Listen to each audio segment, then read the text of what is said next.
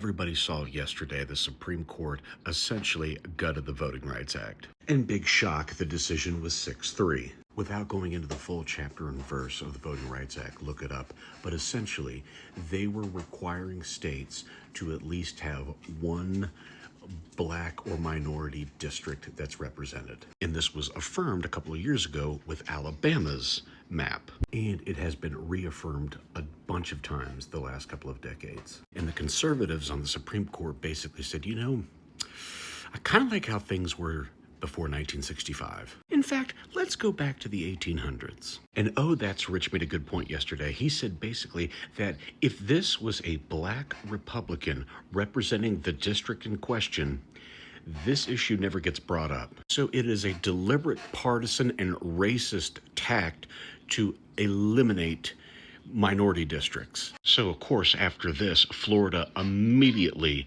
piggybacked off this decision, and they deliberately came out and said that, yes, we are doing this for partisan gain, which is against their own state constitution. Now, if you're flexing that the South is essentially going to become Jim Crow era again, I want you to remember this. Where you can eliminate 20 plus seats in the South, blue states can eliminate Republicans from the state completely. Illinois, California, the states up at the Northeast, it's fair game now. Once again, there was a motion to end partisan gerrymandering a couple of years ago, and every single member of the red team voted no. So if you're clutching your pearls that a blue state is probably gonna eliminate the red team members in that state, then you need to be for independent redistricting and end partisan gerrymandering.